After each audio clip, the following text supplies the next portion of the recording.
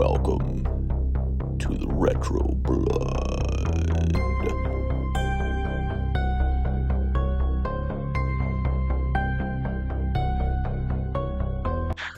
Welcome back, everybody, to the Retro Blood as we continue this cold December 2025 month, talking some 1980s big blockbuster films. That's right. Oh, yeah. The movies that have the budget, the movies that get the crowd storming down to your local theater back in the 80s. No streaming at this time. For our youngsters that watch this show, this is all going to the theater and possibly going to the J.H. Alison Rent-A-Center to get a nice VH copy of your big blockbuster when it later comes out on the VHS. All right.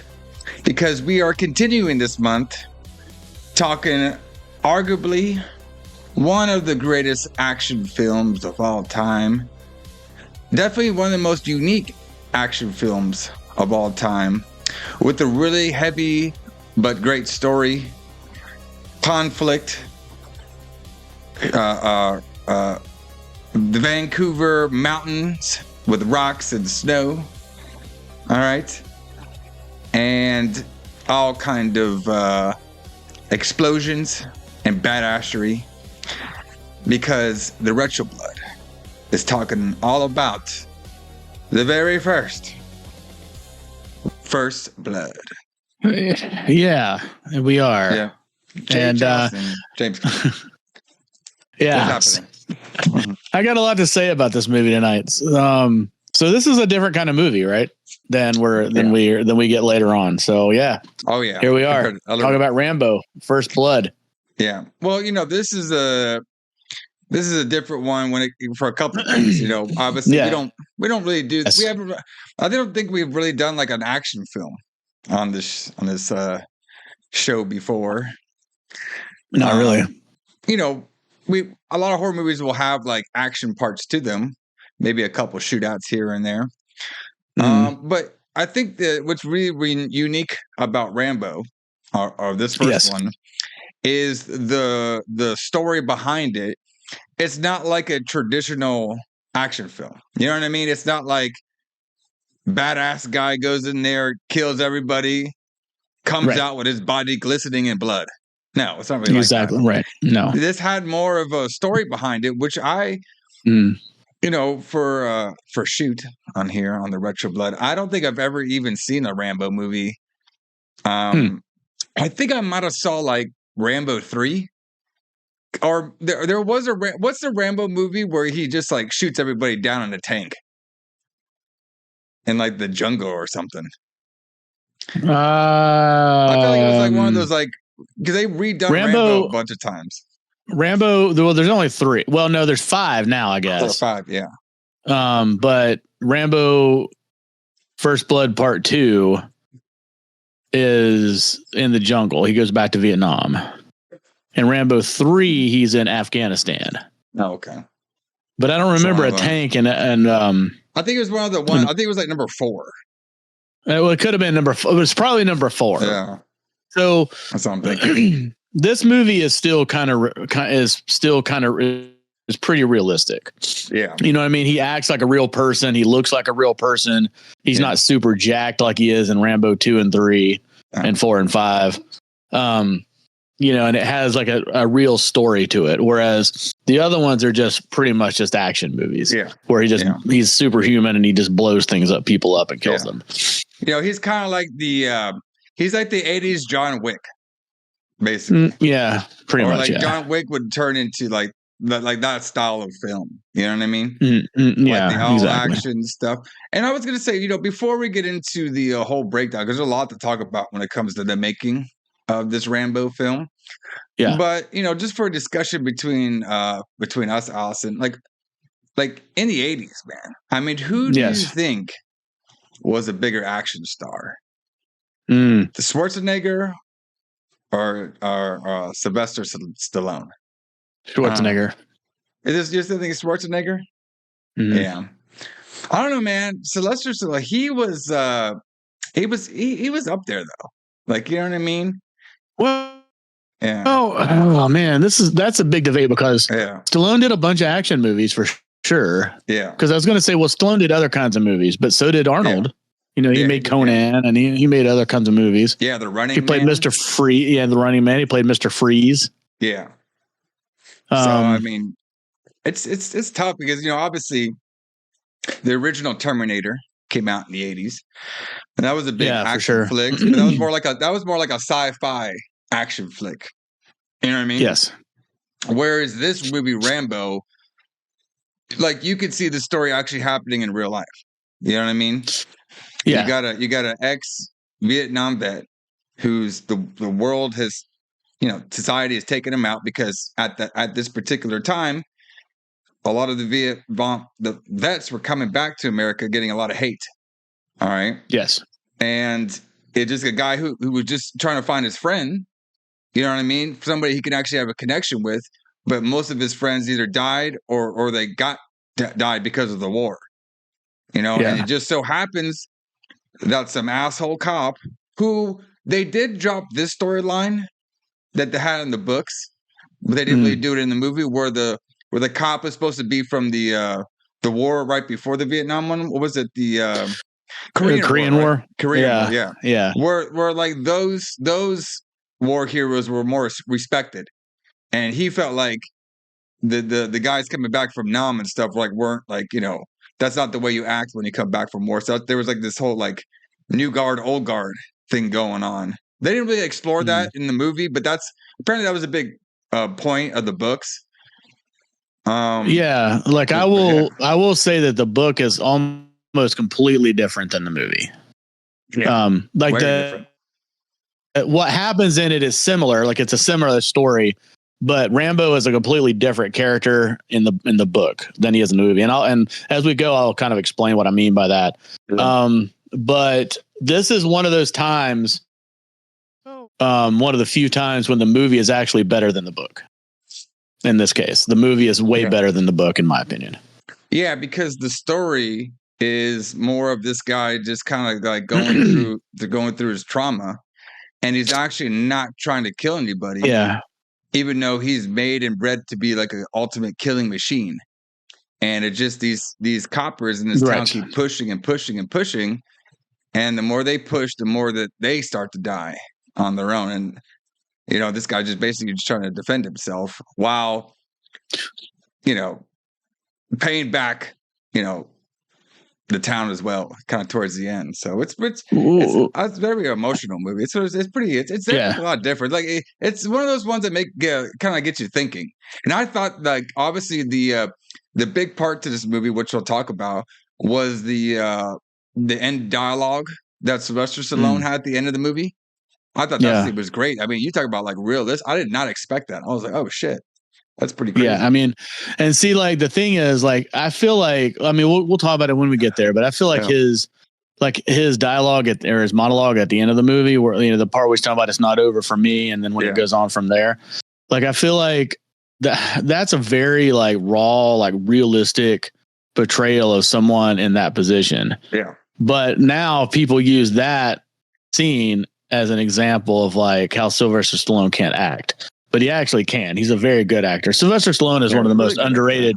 Yeah, he's one of the most underrated people in Hollywood, in my opinion. And definitely. I think a lot of it's because he's done a lot of shitty action movies after this. But I mean, he wrote this movie. You know, he helped write the script. He wrote Rocky when it came out. So I mean, the guy is like incredibly talented. Well, you know, like we'll talk about some of his stuff too. But he's a very interesting one because you know most of his career has been him like a screenwriter. Like he's actually even did you know, directing and acting. Like he was mostly trying to shop around some scripts and stuff that he was making.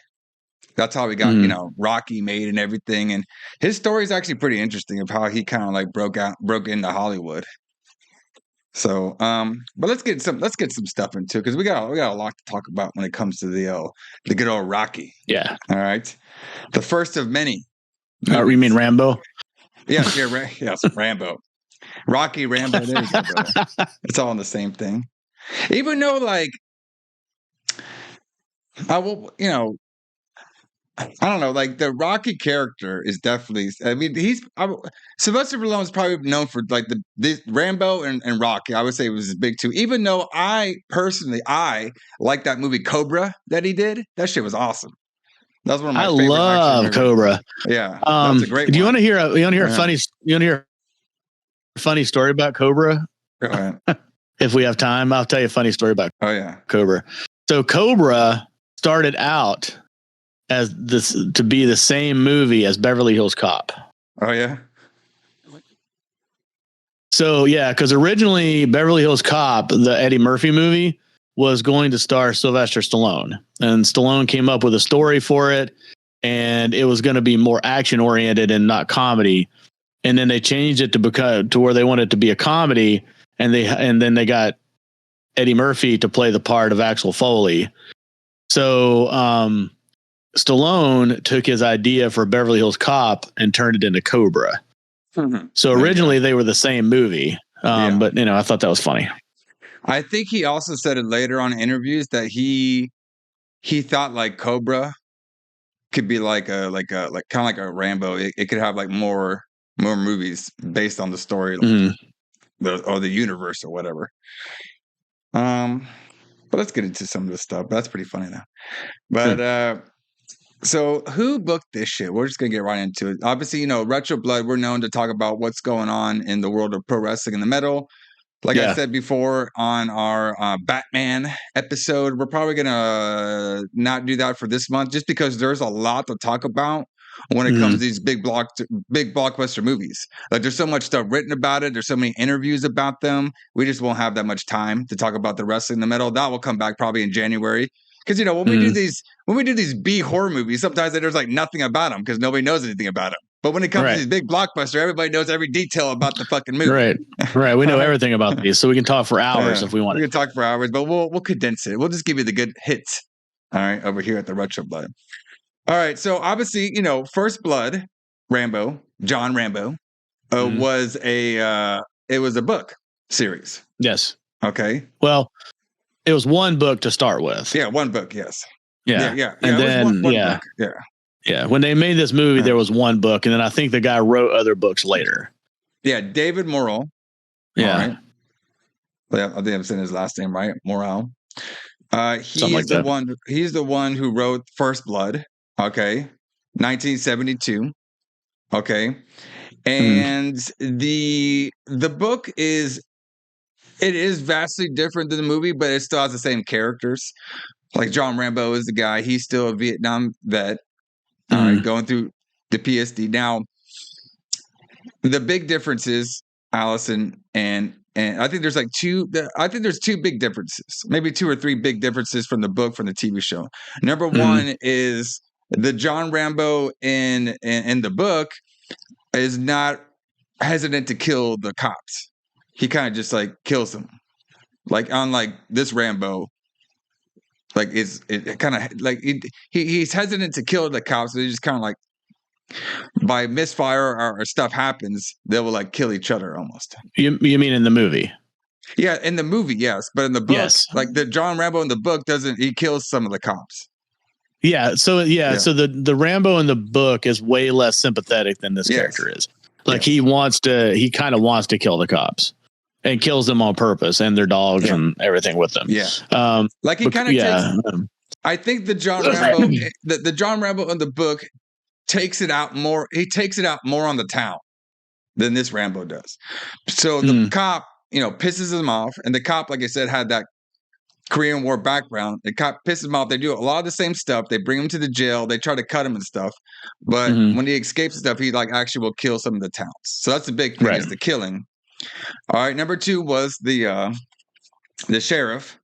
All right. Which his name was Sam Troutman. All right. Sorry. Sheriff William Teasle. All right. Yes. In this movie, he was just kind of like the town cop who was giving the Rambo guy a hard time. But like I said before, in the book, he had that Korean background. All right. And of course, in the book, spoilers, everybody. Apparently, Rambo dies. the end. Yeah. Yeah. Well, originally he died at the end of the movie too, and then they reshot it because everybody hated the ending. Yeah. Yes. Well, that's not the only thing they reshot too. True. So when I was doing some of her research over here, there's actually a small clip that I found of Sylvester Stallone talking about the making of Rambo to one Howard Stern. Mm-hmm. And basically he was saying that he hated this movie when he filmed it. He thought the movie sucked ass, him and his producer. Okay. So what he claims on his interview was he was like, he tried to come up with a lot of money, him and his producer, to buy back the film and burn it because they thought it fucking sucked. The reason he said it sucked at first was he said the movie was originally going to be 3 hours for a 1982 movie. Okay, that's just, we can see 3 hours nowadays and stuff because streaming and people I think are a little used to watching, longer pieces of work nowadays than they used to be. But like 1982, a 3 hour movie, that's a little tough. That's like really pushing it for an audience back then. But yeah, they're going to do that. And I think he said most of it was like, he said half the movie was just kind of boring of him chasing people in the woods. And then he said that, I think he said the biggest thing that he hated the most was his dialogue in the film. Because he would have all this like cheesy style dialogue. Like I think like the cop would come up. I forgot what he would actually say, but he was like, the cop would come up to him and he would say something like, the cop would say, "Hey, where are you walking?" He's like, "Well, what kind of walking boots am I wearing? I'm wearing John Walker walking boots." Like that kind of dialogue throughout the whole film. And he just thought that fucking sucked. So him and the producer and I think the team kind of agreed on that. So they cut all his dialogue out. Okay. And they cut the movie down to an hour 30, and that made it a lot more tolerable. Right. Yes. And then, like you said, that was one of the cuts they made too, was to not kill him off because, they could probably sense like, oh, what if it does really well? We could make more movies. Yeah. Yeah. Well, supposedly, like, because they made Rambo a more compassionate or a more sympathetic character. Yeah. Him getting killed at the end was just a huge letdown. Yeah, pretty much. Yeah. Yeah. That makes sense too. Because I think they did talk about that as well too, because I think that was another Stallone thing where he's like, well, this guy, he's going to be very, like you said, Alison, he's going to be very sympathetic to the audience. And obviously he's going through this trauma of the war, of his friends dying, of this town not accepting him, has his home country not accepting him and stuff.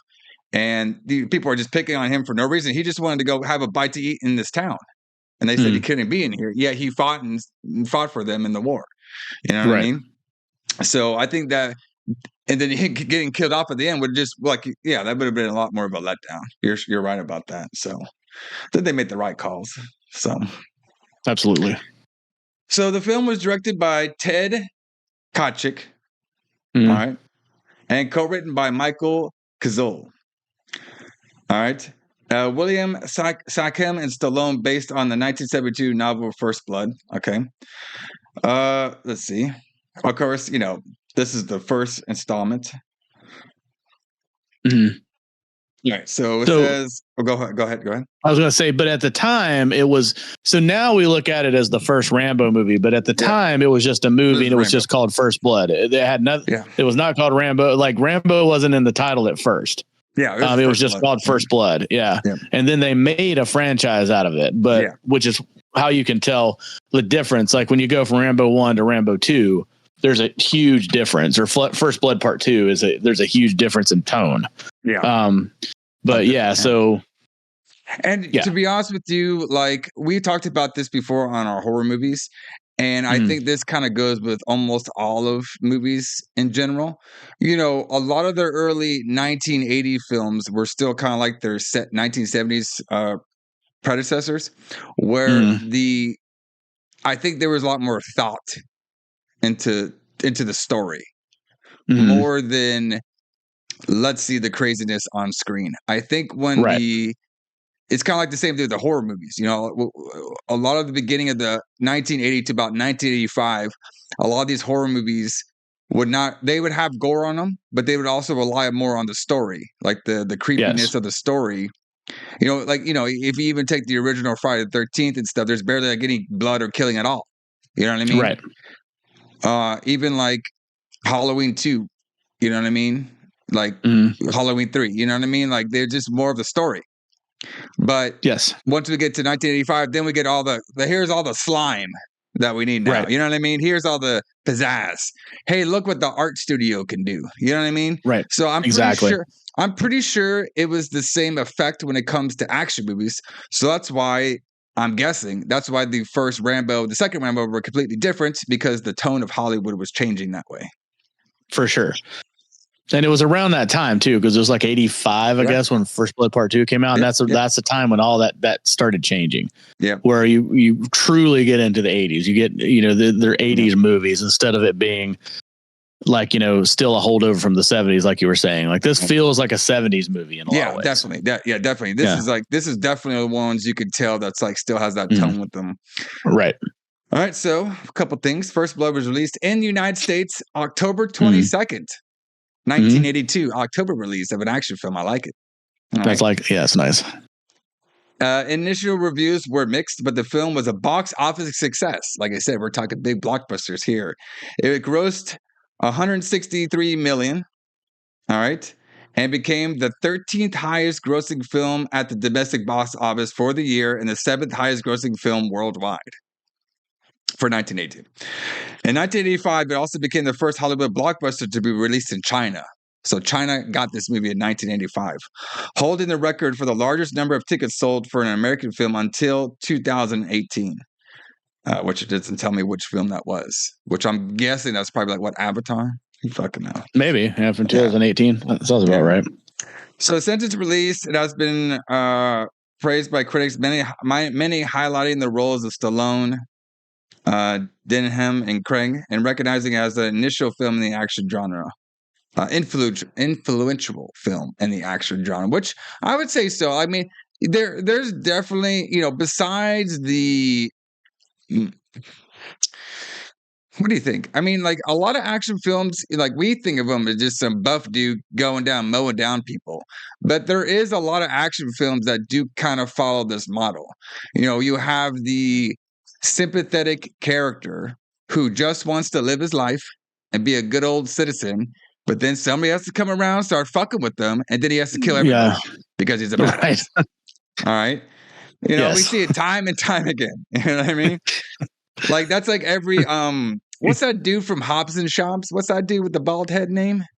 Jason Statham. Yeah, Statham. Yeah. That's like every action film that he's in. He's just a nice, hard-looking, bald British badass who just wants to go plant some flowers and have a good time. But then somebody has to go fuck with them, and then he kills everybody because he's a trained assassin killer, of course. Right. Or like John Wick. Is similar. He just wants to be left alone, and then they kill his dog, and then he has to kill everybody. Exactly. It's not their fault. Okay. No. They're just people fucking with them. So exactly. I guess in that way, a lot of horror, action films have copied, a lot of the Rambo template.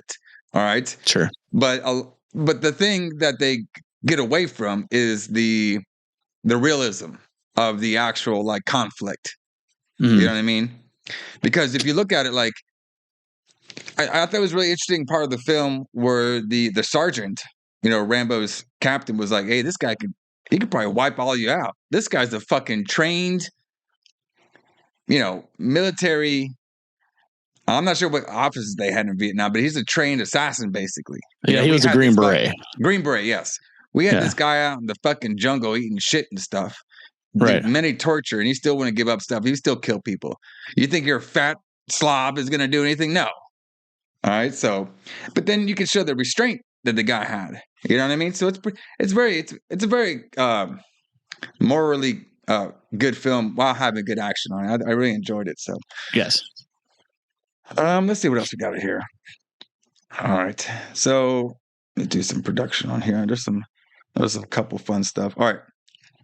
So this is what Sylvester Stallone, had to say about the film. All right, and well, before we do that, let's see. Before we get into what he said, because I want to get to why he was even cast in the film in the first place, but I think it's pretty interesting. Okay, but so basically, the rights to Rambo kind of got like passed down back and forth a lot before this movie actually even got made. So it actually took about 10 years to get this film made and on screen, which is pretty crazy. Because the initial buying of the rights, happened in 1972. All right, Lawrence Turman at Columbia Pictures bought the film rights to First Blood by the author David. All right, for about $175,000. All right, Richard Brooks was slated to direct and intended to have the film be an allegory on different American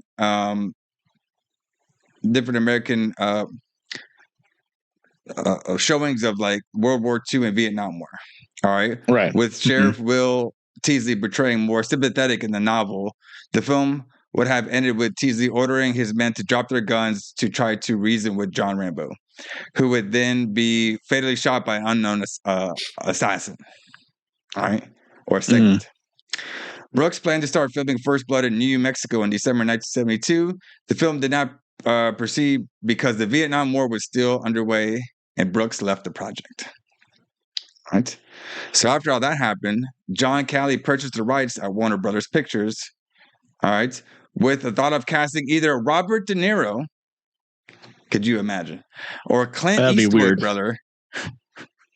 That would be so weird to see either one of them. Well, I mean, John Rambo is Sylvester Stallone. You can't imagine anybody else in that position. Yeah, now you can. Yeah, but he wasn't thought up at this time. Right. This is still early 19. This is like 1970s. I feel like Clint Eastwood would have been too old for this role. Yeah, who was like the big 80s action guy? Who was the big action guy at 1970s? I mean, Chuck Norris, maybe. Yeah. Yeah, that might have been a role. I just feel like Chuck Norris would have been okay for like a style of a Rambo. Yeah, I think so. Yeah. I'm not the my history of like action stars is not like vast like my horror history is. But like the only person I could think of maybe like you're in the 70s would be like a Chuck Norris. I think that would have been a pretty good pick. If we're missing anybody, just let us know. Let us know. Anybody. Yeah. All right. Who was the big action star of the 70s, brother? All right. So a screenplay was written by Walter Newman with Martin Ritt intended to direct. The film would have criticized American military culture and portrayed Colonel Sam Trotman as the film's villain. So the colonial guy, the evil guy who created Rambo, would be the villain. All right. Okay. Ending with both Rambo and Teasle dying. Oh, okay. You're just gonna have the main fucking villain go over, brother. Sidney Pollack and Martin Bergman also considered directing the film, with Bergman hiring David Raab to write a script. After Bergman departed, Michael Nicholas considered directing Raab's script. So then we have William Sachem and Michael Teasle. All right, those guys we talked about at the beginning, wrote the screenplay that would be the basis of the final film in 1977. Originally intended for John Bedhams to direct, producer Carter DeHaven purchased Sackeman's and Cole's script from Warner Brothers. All right, for about $375,000. DeHaven secured the cinema group as a financier and hired John Frankenheimer, real name. Holy fuck, that's a cool name. Frankenheimer. Yeah. I mean, he's made some really good movies. Frankenheimer has. Did he make Tales of the Frankenheimer? No. Big Bag Dick Frankenheimer? pull my Frankenheimer? Nothing? Okay. Has director with production to begin in Georgia. All right. This was also the first version of the script in which Rambo survived the film. Oh, okay. However, the project stalled again, and the distributor Filmways was acquired by Orion Pictures, brother, which we see them a lot in the 80s. That's for sure. Yep. All right. After Mario and Andrew of Anabas Investments read the book, they became interested in doing an adaptation as the first production of their studio's Carloso Pictures? Interesting. Carolco. Was it called Carlo? Yeah. Carolco. This is one of the first Carolco films. Oh, Carolco. Oh, yeah. All right. Funded by in-house sources. They purchased the film rights from Warner Brothers for the $375,000. And then Sackham and Kozer script for another $120,000 in 1981. And then that's when they got Ted Kotcheff, who had been involved with the project in 1976, returned after Kaiser offered to finance one of his projects.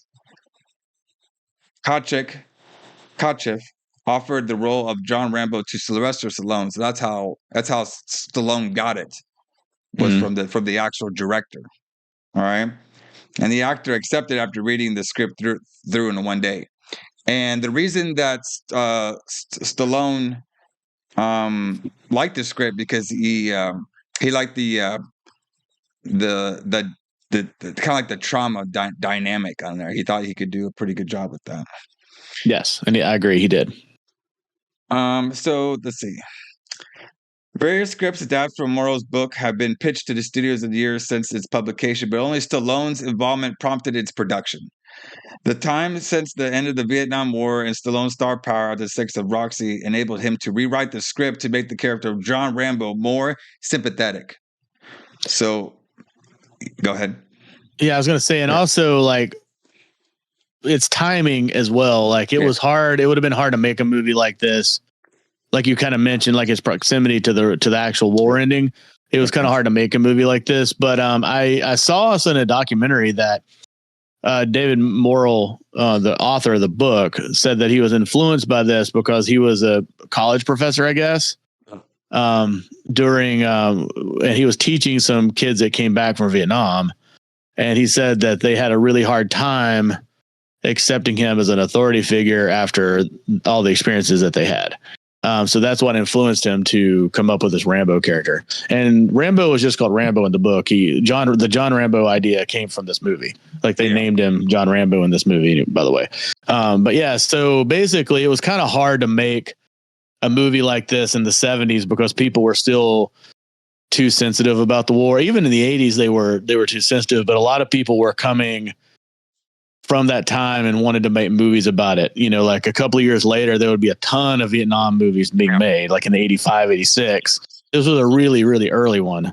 The Deer Hunter is probably the first one I can think of to talk about the effects of veterans on, you know, talk about the war, the effects of the war on veterans.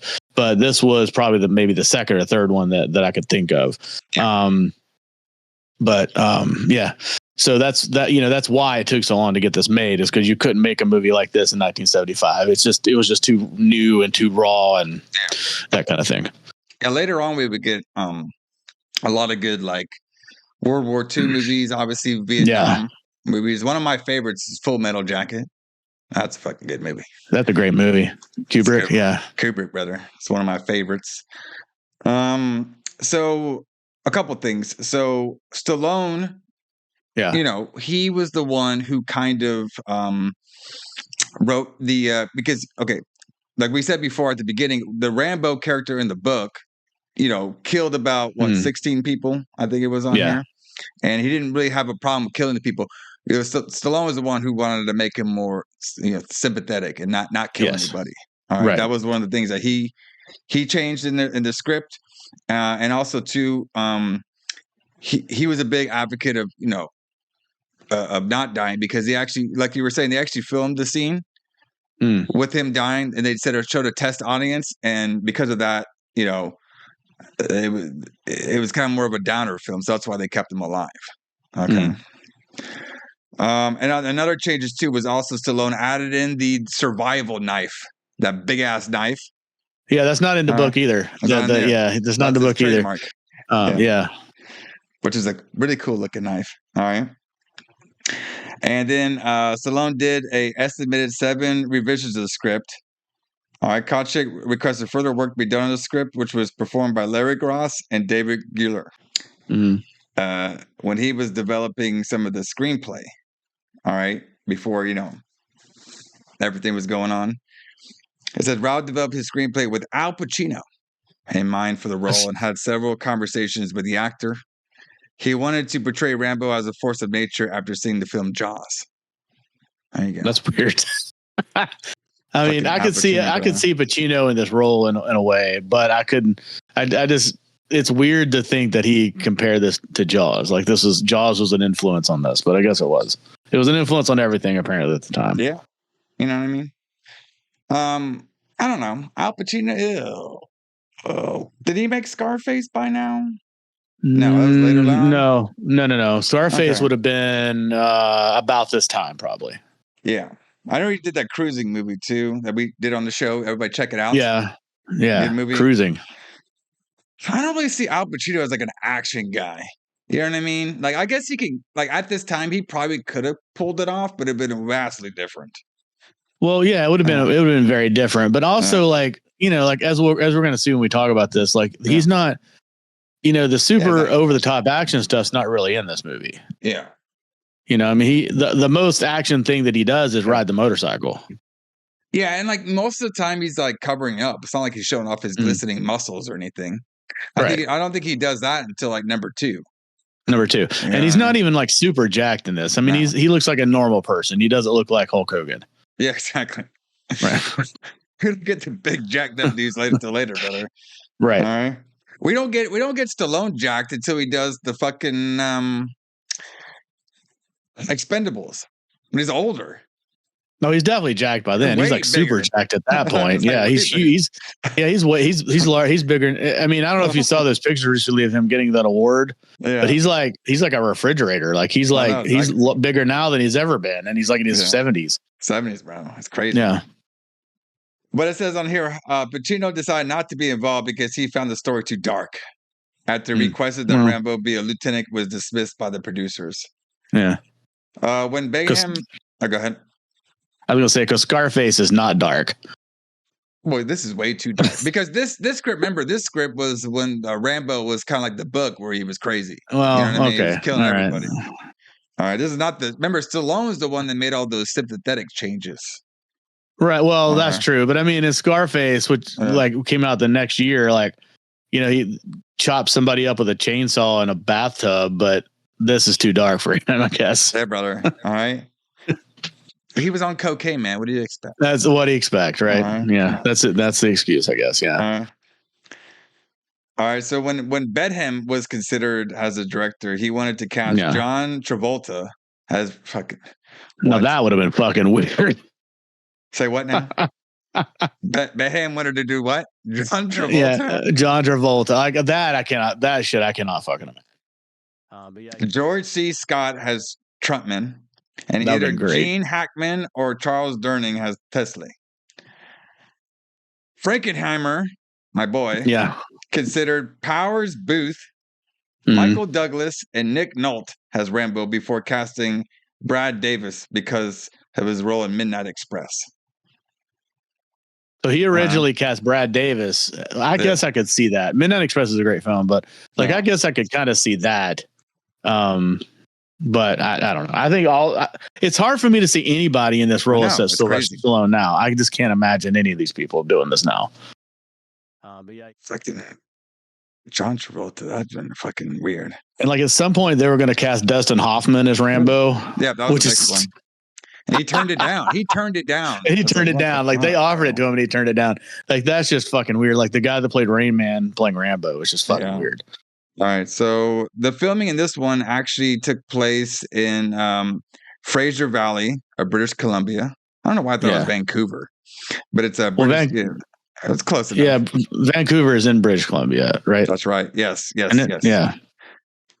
Yeah, because it's supposed to be Washington State, right? He's supposed to be in Washington State. It's supposed to be a fake town of Hope, Washington. Right. Okay. Which I thought there was a Hope, Washington, but maybe I was wrong. I think it's a fake town. But what they filmed it was in Fraser Valley, British Columbia. In Canada, Canada. They just pretended like he was fucking. Because now and back, I'm surprised. They always count California has the Hollywood hotspot, brother. No, it's not. Yeah. Canada is. I mean, there's everything is fucking made in Canada forever.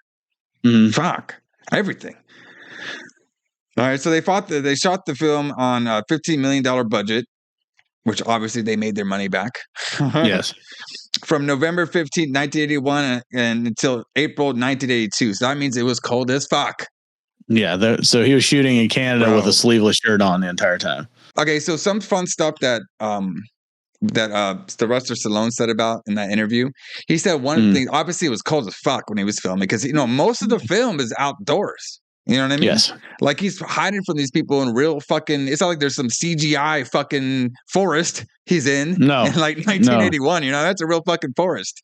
Yeah, he's hiding in a cave for real. He said he was so fucking cold that he found that piece of like cloth or whatever that fucking found. That's a real, that thing where he cut up and he put himself like a jumpsuit. He said that was real. He really did that. He really found that. He really cut it up because he was so cold. He just put it on. Cold. And they just kept it in the movie. I was like, they even get this guy a jacket because he was filming in like a tank top. With a sleeveless shirt. God, I think it's weird though that Rambo was traveling with no sleeves, as cold as it was. He had a jacket. Well, he had a jacket, but they took off the jacket. Yeah, remember, because like they took off the jacket because when they went to go interrogate him, they were gonna like cut his hair and everything. Exactly.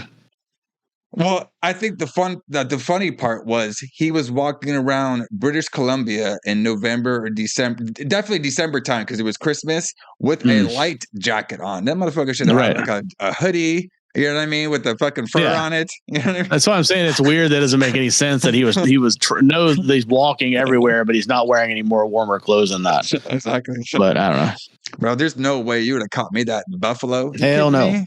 With one little jacket on, I would have fucking just been like an icicle in that bitch. So there's a lot of stuff about the what firearms they use, all this kind of stuff. I'm not gonna get into all that. Let's see. Let's talk about some of the music. The film score was composed and conducted by Jerry Goldsmith, whose theme "It's a Long Road," brother, added a new dimension to the character. And featured in the film's 3 sequels and an animated spin-off, Rambo, The Force of Freedom. The soundtrack was originally released on LP by the Regency labeled, I thought it was edited out of the sequence for a more satisfying listen. The album reissued on CD with 1 extra track, No Power Twice. First has the Underground Records initial titles. So maybe we'll try to play a little bit of the some of the music here at the end of the show, since we're not talking about any bands and stuff. Let's see. Okay, so some of the this is kind of fun. Some of the pop culture influences from the Rambo film. So we have a thing called Son of Rambo, a 2007 British comedy film inspired by First Blood. In the 2008 season 4 episode of It's Always Sunny in Philadelphia, Mac and Dennis, manhunters. Mac and Dennis are inspired by First Blood and decide to stage a manhunt against their former high school rival Ricky Cricket. In the same episode, Frank also confesses his own life with that of First Blood and acts like he's having flashbacks of being in Nam. All right, it's a great show, Philadelphia. Yeah, never seen it, but I heard it's good.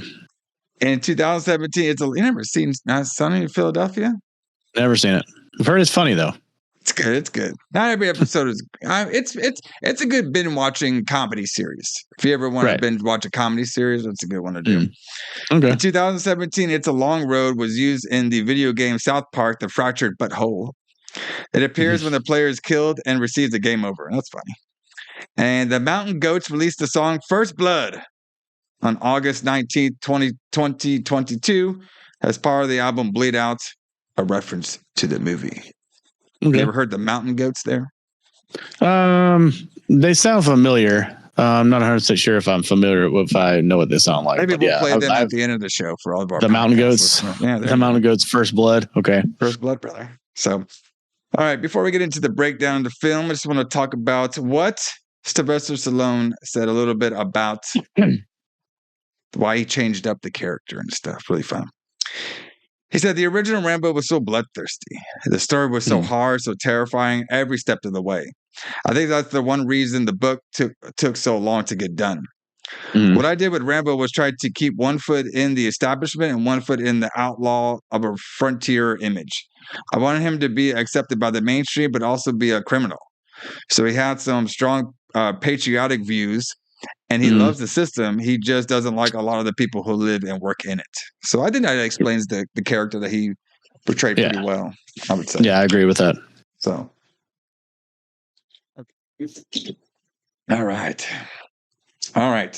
So I think we talked good enough. Obviously, there's a lot more things written and discussed about the First Blood Rambo series, but that gives you most of the fine details of why the long process of this film being made and the many cast and many different versions of the film that we got.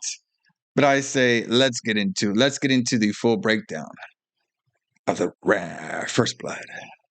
Let's do it. Let's do it.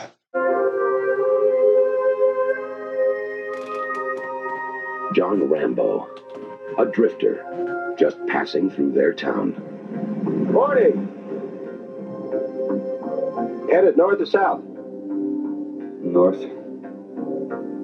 Now jump in. I'll make sure you head in the right direction. You got someplace I can eat around here? There's a diner about 30 miles up the highway. Is there any law against me getting something here? Yeah, me. I want you to book this gentleman for vagrancy, resisting arrest, carrying a concealed weapon. They knew he was innocent. Starting to dislike you. A lot. And they didn't give a damn. That's okay, Warren. Don't worry about the soapy stuff. Just shave it. Frack. Don't move. I don't want you to cut your own throat. John Rambo, one man who's been pushed too far. You're finished! You've gone as far as you're gonna go! Heading straight for the top. Right on top. Well, there's no way out of here except through us. He was hunted. Trapped. There he is! On the cliff!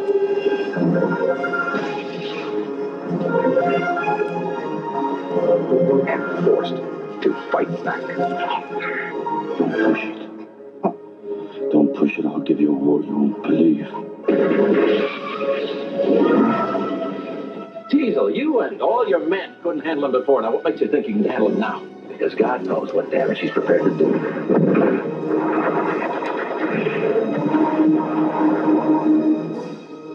You don't seem to want to accept the fact that you're dealing with an expert in guerrilla warfare. Are you telling me that 200 men against your boy is a no-win situation for us? You sent that money. Don't forget one thing. A good supply of body bags. Sylvester Stallone. This time, he's fighting for his life. First Blood.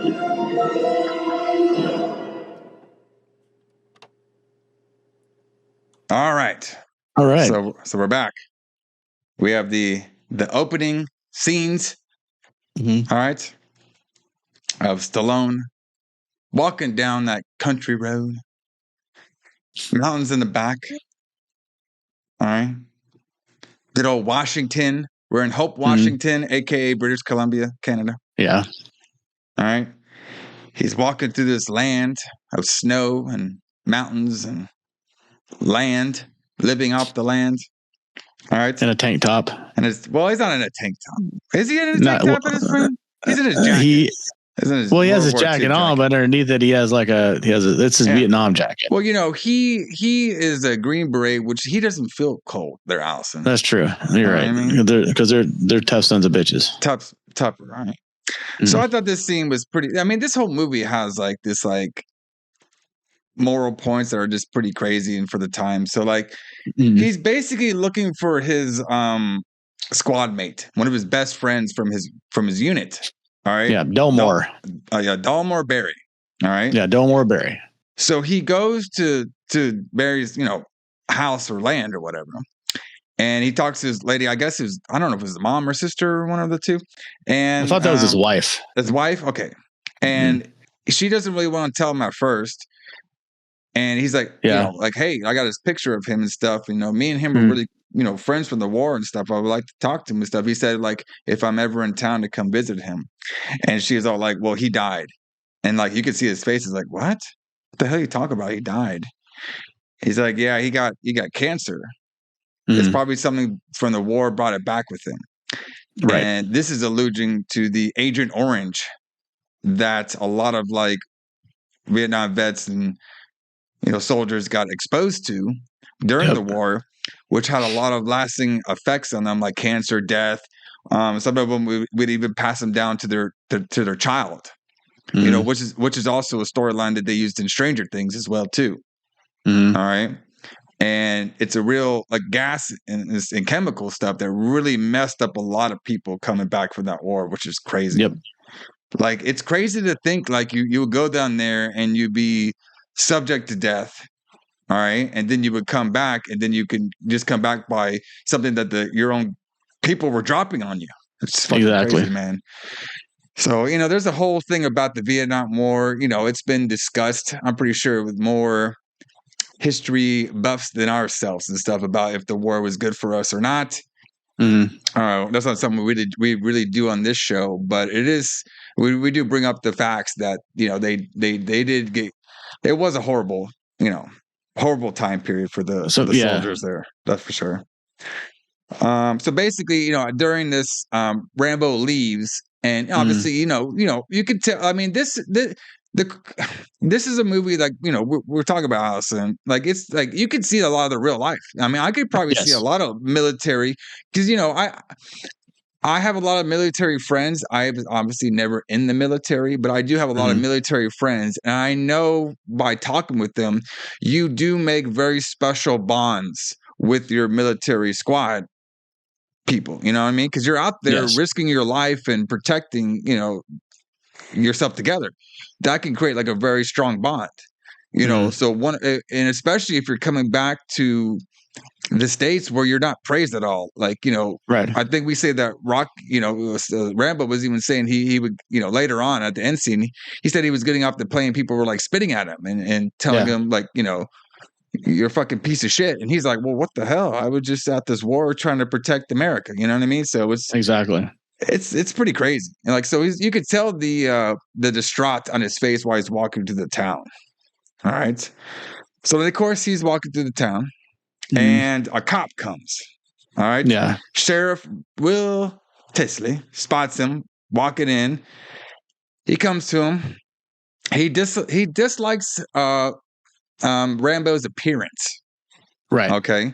So like I was saying before, in the book and stuff, the sheriff was very old school war veteran, clean cut, buzz cut, you know what I mean? Respectable, wear the armor, shit everywhere. A lot of those old guys, and apparently this was a real thing. A lot of those old, military guys really didn't like the new American military guys because, longer hair, you know what I mean? Different attitude towards things and stuff. So this cop wasn't really liking him because he didn't like the long hair. He didn't like the army jacket. He was basically profiling him, saying, hey, this is a small town stuff. We don't want riffraff like you around, basically. Well, yeah, he thinks he's a drifter, which he kind of is. Yeah, I mean, yeah. But he kind of is. But I mean, at the same time, like he just assumes that, he took that jacket off somebody else or whatever. Yeah. Kind of. That's kind of what he implies. Yeah. He basically, he's like he doesn't want this kind of person in the town, basically. Right. So he basically kind of forces him like he's going to take him a ride and get him out of town. Yes. Right. And he basically is like, the only thing that really John Rambo says, like, I just want a bite to eat somewhere. He's like, well, I'll take you at this bite to eat place out of my town. Yeah. Right? Well, he says it's like 30 miles down the road. Yeah. This is the part where I think it's here where he's riding in the car with the sheriff. And like, there's such a good, like, the way he delivers this line where the sheriff's talking to him. And then like Stallone's just really quiet for a few seconds. And then he kind of looks at him and says, why are you pushing me? Yeah. Like that was just really cool. Like that's one of the many things in this movie that I think illustrates how good of an actor Stallone actually is. I mean, you wouldn't know it from later on, but at this point in his career, he's fantastic. Oh yeah, definitely. Especially coming off of all those Rocky movies. All right. So basically after this, Teasle takes him out and he drops him out. And then Rambo is about to walk, but then he thinks about it and he's like, no, I'm just going to go right back into that town. And that's I where love all that the where stuff he just happens. turned around and walked right Turned back around, into town yeah. again. That was fuck So you. Like, yeah, that's great. Teasle sees him, takes him in, arrests his ass, and he's all like, what did I do and stuff? He's like, well, I found this weapon on you. So he found the weapon on him. You know what I mean? Survival knife. Yeah. The survival knife. And he was saying that, it's like not listening to his authority and trespassing almost. So I guess he got charged with vagrancy, resisting, carrying a knife. So that's what he got charged with. Right. All right. So Rambo, he's calm, but he's kind of like, what the hell's going on? Like, what the hell did I do? Like, he's very stoic. Like, he's not really like saying too much. But the only thing he says, like, when they pull out his knife, he's like, what the hell is this knife for? He's all like, hunting. And they're like, hunting and what? And I could not understand what he was saying, but I think he said elk. I don't know what he said, but yeah. Yeah, I mean, that's one of the cool things about it, the way he plays his part, where he doesn't really say a lot or move a lot, but like it's the little things that he does that are great. Yeah, and that, like I said at the beginning, that was on purpose because Stallone didn't like half the dialogue that they originally had him say because of this 3-hour movie. So he's like, "Fuck it, just cut that shit all out." Yep, and I thought it worked really well. Like more of a stoic kind of character. It kind of went more with his character than being like a kind of like a loudmouth. Exactly. So now Rambo's book, some of the deputies are treating him very cruelly. Like, so they take him, they strip him down, they put water on him, they beat him up and stuff like that. And basically where it all kinds of escalates is they want to go cut his hair with a straight razor blade. No scissors here, brother. And this is when Rambo has flashbacks to his time in Nam, and he's getting tortured by the Vietnamese, and it just tortures him so much that he turns the ties. He starts beating up all the police officers. Okay, he just kind of freaks out. Even the redhead one. All right, starts beating them all up. David Caruso, yeah. Yeah, in one of his early roles, he'd go on to be kind of famous later for NYPD Blue and a bunch of other things. But yeah, apparently he had to dye his hair just to stand out in this film. I thought it was funny. And then this is when he basically like escapes, and this this whole scene was really cool. Him escaping, like he's beating up these police officers, he's running out of there. He does like a thing where like this guy's coming out on a bike. He's all like, that was awesome. Like where he's like, I thought that adds realism to it where he's like, he's not sure which way he's going to go to try to knock that guy out the bike. It was great. And you could tell that was Stallone actually riding that bike too. Like he did his own stunts during that because it shows close up of his face and everything. Yeah. Yeah. And this is when we have a huge chase scene with William chasing him down in the bicycle and everything. And this is what we have Rambo on the bike going through the mountains and everything, going through all the rocks. We have like helicopters. It's coming. Everybody's trying to chase him down. We have dogs. We have a helicopter to chase Rambo in the forest. But Rambo and his vast military training allows him to disappear into the wildness. Yes. All right. And this is when he would make himself a like own little jump shoot and everything that we talked about, which is real. Him really making that. So the big scene comes when the police officer who was giving him a pretty rough time, the one that wasn't Teasle, it was the other guy. So one thing before you get that far, the part where the sheriff is chasing him and he's going on the motorcycle and just going up the rocks as far as he can go, and then he wrecks on the motorcycle and just runs off, and then the cop car turns upside down. So one thing that I thought was cool that they added in this was like Rambo actually stops to look to see if the cop's okay. Yeah. You know what I mean? It's one of the things how he shows he doesn't really want to hurt them. He's just trying to get away from them. Yeah. So he when the cop flips his car upside down, he stops to look to see if the cop's okay. And then when the cop starts getting out of his car, he just takes off. Yeah. So basically, now William's organizing a search party, with all the deputies and stuff, obviously by air and dogs, like I was saying. And it was Galt, all right, ignores Tesla's orders and attempts to shoot Rambo from a low-flying helicopter, Okay. Yeah. So basically, he's like looking for him, and Rambo's around, and he sees the guy, and they start shooting at him. All right. This like, and then because it was weird at first. Like at first, they just wanted to capture the guy. You know what I mean? Right. And then, but the guy he's the one. Mhm. They kind of took it too far at first because he's the one that started shooting at him to kill. Yeah. Which Teasle didn't want him to do. They just wanted to capture him or find the location by air where he's at, so they can go find them. Right. All right. But this Gold guy had he had it really out for Rambo at the time because he was the one kind of doing more of the abusing stuff at the police station. Yeah. All right. So he was just looking for any reason at all to kill him. Yeah, exactly. So that's just when Rambo basically takes a rock and throws it against the windshield. Okay, which kind of like messes with the helicopter's view, and that's when Gold he kind of like tips the low flying helicopter, and that's when Gold falls down to his death. All right, and then Rambo sees it, and he's like, "Oh shit!" Okay, and then we get the scene of a lot of the other police with the dogs and stuff are coming up the parts of the mountain. And this is when we have a stare off between Teasle and Rambo. And Rambo is saying like, "Hey, what did I do? I don't blame this on me. He's the one that, he's just like, I didn't do this. I didn't do that. Ask your man. I didn't do this and stuff." Right. But now they think that he basically, they basically Teasle like thinks he killed this guy. So now he's out for him. He's not listening to him at all. Okay. Right. All right. So this is when now Teasle, he doesn't want to have the National Guard come in. All right, but basically they're pretty soon they're going to be on their way to find this Rambo. And the reason is because special for basically the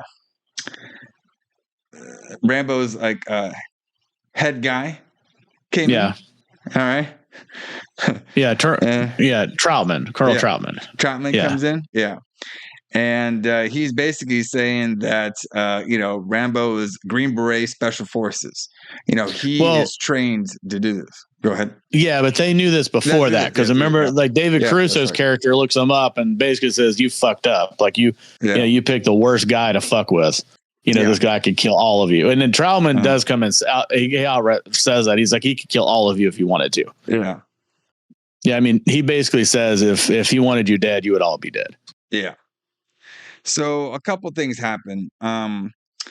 So after Rambo was saying like, I didn't kill anybody, I didn't do anything wrong. Like we told you, like Teasle ignores him and stuff. It fires at him. All right. And this is a scene that we forgot to talk about before the colonel comes in.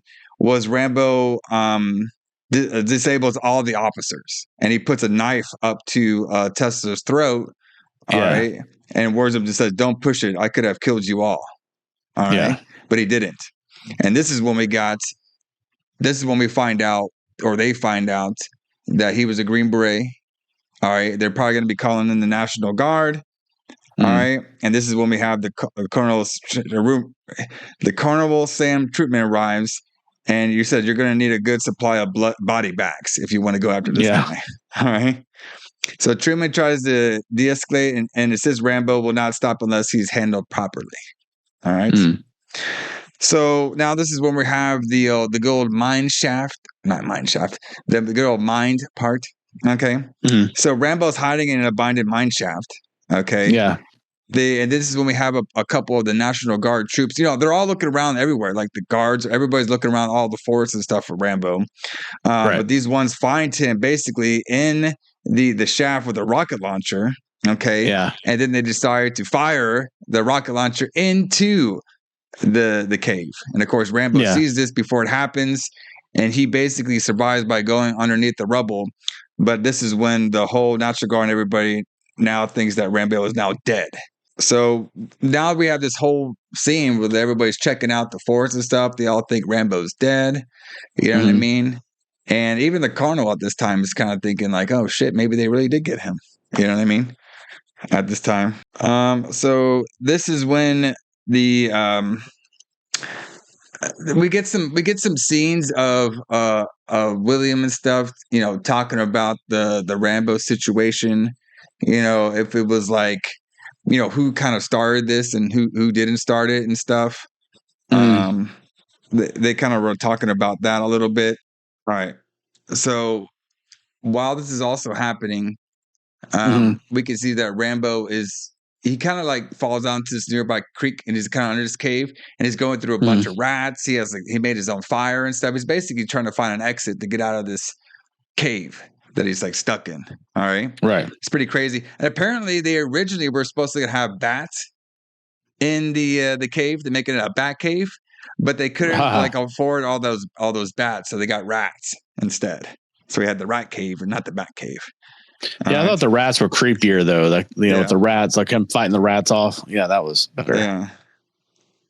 Yeah. So now, basically, all part of the scene within the movie basically was Sam and William, and Sam was basically telling him, "Hey, maybe you should hold off your pursuit." You know what I mean? Because even if Rambo's not dead, he's not going to be coming back or nothing. You know what I mean? And if he is dead, you don't have to worry about it anymore. But the guy's like, no, we're still going to do it until we find a body. Okay. So that's why the National Guard, everybody's still out there.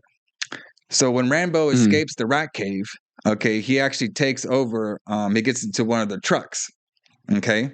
Because now Rambo, even in this movie where he's proclaiming that he's innocent, you know what I mean? He hasn't necessarily hurt or done anything, but they have tried to blow him up with a rocket now. So now he's going to be fucking up at least a little shit. You know what I mean? Yeah. Well, I mean, and he's right. I mean, he didn't really do anything at all. And then he killed Galt by accident. Like he didn't mean for Galt to die. He was just trying to get him to go away. Yeah. And he just fell out of the helicopter. So now that Rambo, he steals one of those like army trucks away from this guy.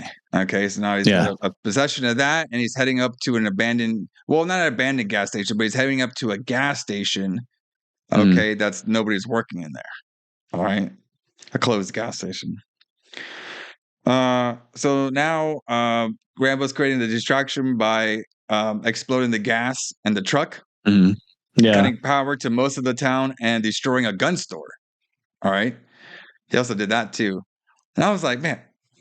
So basically, this Rambo didn't really kill anybody, but he is hurting the town's economy by taking out a gas station and the gun store. True. Right? So he's doing probably 50% of all the money in that. The diner was. Yeah, that in the diner. It's the only stores in the whole town. Definitely. All right. And he actually. So this is when right when the explosion at the gas station happened, this is when William gets all of his guys out there to try to go look for him. And this is when William hides on the roof because he might think he's close by with his rifle. Okay, but then Rambo does that little trick where he puts the gunpowder and like some gunpowder and I think it's not fire jacks, but something, and that's what you could hear like the little he does when he blows up the gun store, he makes it sound like there's gunfire going on. Yes, at that area, so it kind of distracts them. Okay, and so then Rambo also too tricks the officers to make it look like he's inside the sheriff's office, so everybody comes in there as they start shooting up the office like they think Rambo's in there. No, sorry. This is when Rambo goes in and he starts shooting up the office, okay, to make it look like there's gunfire going on under beneath where the sheriff is at. Okay. All right. And then and Rambo then eventually he shoots Teasle in the leg, injuring him with the M60 machine gun. Right? That Rambo has taken from the military truck. All right. And this is when, he doesn't kill William. He basically kind of like, he gets him from not like killing him. So he shoots him in the leg basically to kind of, what do you call it? Stop him basically. All right. And during this is when Trumpman arrives and appears to Rambo. all right, who now is finally surrendering. All right. And this is when he starts to have his breakdown. Probably the most famous scene in the movie. Yeah. Where he's at first, though, go ahead. At first, Trauman talks to him over the radio, and he asks him to surrender, and he won't. Yeah. And then after the whole mine shaft thing and the whole thing we're talking about, the M60, that's when Troutman goes to him. Yeah. To talk to him. Yeah, goes up and talk to him. And, his speech is basically, he's basically just frustrated and complaining about what's going on ever since he got back from the war. Yeah. I mean, he's saying that, when he was in, I think that what he's saying is, how a lot of veterans felt, and this is kind of personal for me because some of my uncles were in Vietnam and felt the same way, like when they were, when he's saying that when he was in Vietnam, he was, he was in charge. He was somebody, basically. He was in charge of, thousands of dollars worth of equipment. They trusted him with that stuff. And now he can't even get a job parking cars. Yeah. Because like when, and like we were saying before, like Trauma says it's over, Johnny. He's like, the war's over. He's like, it's not over for me. And I think that's true of a lot of people that were there. But, and around this time, like in the early 80s, it still wasn't over for a lot of those people. But yeah, he has that whole thing about how he, basically, he came back, he fought this war for, that he didn't choose to go to. And then, he gets treated like shit when he comes back for doing something that he was, that he never wanted to do to start with. But yeah. And he's also, he's talking, I even had friends there and, what does it all, what does it all mean and stuff like that. And you could tell like, I think, so what Stallone said about this final speech, which I thought it was pretty spot on, was he was saying the reason he did it in this style or format that he did it in is because he was thinking like, this guy who's been through the Vietnam and has only seen war, he was a Green Beret and stuff, like his social skills aren't going to be like, top notch. You know what I mean? Right. Yeah. Like he's going to be more ADD than almost anything. So that's why a lot of the stuff when he's articulating his frustration, it's like almost a little bit like rambling a little bit about random stuff. Because he was also, while he was saying that stuff, like I come back from this country, they spit on me, I don't know my place here, and then he would go on. I just wanted to go on motorcycles with my friend and stuff, and he's not here and stuff like that. You know what I mean? He's just like venting everything, and he's just kind of like having like this breakdown at the end. So yeah, it's pretty crazy. It's definitely something that's, I thought that was, I actually thought that was like a very fantastic dialogue at the end. I thought it was really true to life and very home of something that would happen to somebody with that kind of trauma. Exactly. So, but then after that, he gets escorted out. We see that Will is still okay. Rambo kind of sees him going into the ambulance. And that ends the First Blood Rambo series. Yeah. So in the original ending, Troutman kills him. Yes. But that one Troutman shoots him in the head and kills him. Yeah. Yeah. But then we wouldn't get some Rambo kicking ass in the forest and the jungle. Exactly. In Afghanistan Afghanistan. So obviously the other Rambo, I think I haven't seen them all yet. I think I saw up to at least number 3, but I think there's a couple more Rambos, maybe 4 and 5, that tried to be a little bit more true to life to his Rambo character. But I think 4 is still pretty good. I think 5. I didn't like 5 at all. I thought 5 was just fucking stupid. 4 is still pretty good, I thought. But yeah, I don't know. I think this is a great movie, and it says a lot about the experience that veterans had coming back that a lot of people weren't talking about at the time. Yeah. Because the thing is about Vietnam is that, how would I put this? Like the war killed a bunch of people after they came back from suicide and just different things. Caused the Vietnam War caused a lot of the deaths of a lot of veterans, but not directly from the war. Not just from cancer, from Agent Orange, but also suicide and homicide and things like that.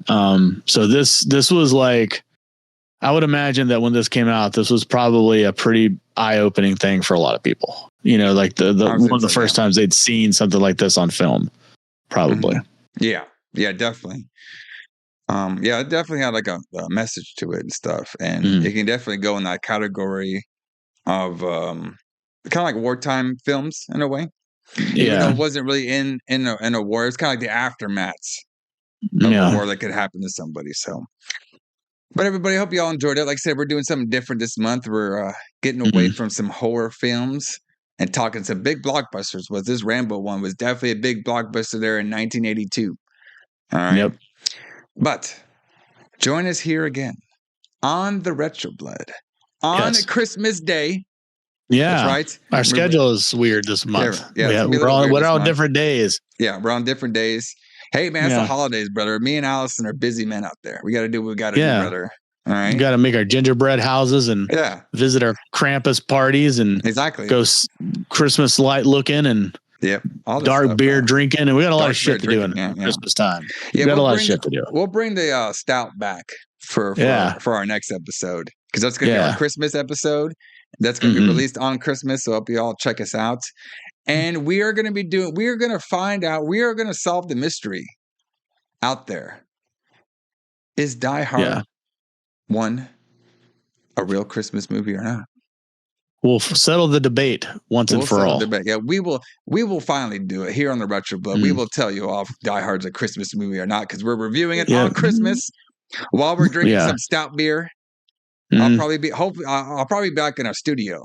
My portion of the studio by then, so that's gonna be fun. Hopefully. Yeah. And then to round out this month, we are going to be talking probably one of the most famous big blockbuster horror movies of all time, The Shining. Yeah, finally. Jack Nicholson is back. And probably his greatest role besides the One Flew Over the Cuckoo's Nest. What do you think? Oh, right. Joker. This is this is one of his greatest roles for sure. Absolutely. One of his most famous roles. I got some personal stories to tell about The Shining too when we get that far. But this is a big deal. Like we're finally doing this movie. We've talked about doing it for years. And we never did. But now we are. So here we go. Episode. Just like our Christmas episode is going to be super fun. Like all these episodes are super fun. Everybody check us out. YouTube, like and subscribe to the Retro Blood so you can see when a new episode drops. You can all check it out. Sit back, have a drink, and eat some food or do whatever you need. Work out. Or if you can watch our pretty faces and whatever y'all want to do. Drink some beer with us. Yeah. Spotify, Apple Podcasts, anywhere you get your podcasts, you can listen to us. Of course, if you are podcast listeners, we play some music at the end. We can't do that on the YouTubes or else they'll do all this crap monetized shit that we get anyway. All right. Right. But to get us on out of here, how about we play a little bit of the what do they call them? The Mountain Goats? The Mountain Goats. First Blood. All right. Playing some of that, getting on out of here. You know what I mean? Because there was a lot of mountains in this movie. There wasn't that many goats, I guess, but they got some mountains around here. All right. And we got Rambo up there kicking some butt. And of course, later on in the 80s, he became a glistening, bloody, crazed war maniac. But at least we got a true to life character for the start. Yeah. The good old Rambo. Absolutely. Maybe we'll come back later on and do some more of the other Rambo movies and talk about them on the show. So we'll see. But everybody, J.H. Alison, James Kline, we will see you all here on Christmas. Merry Christmas. Yeah, it's going to be awesome. For the Die Hard, brother. All right. See y'all later. See you guys.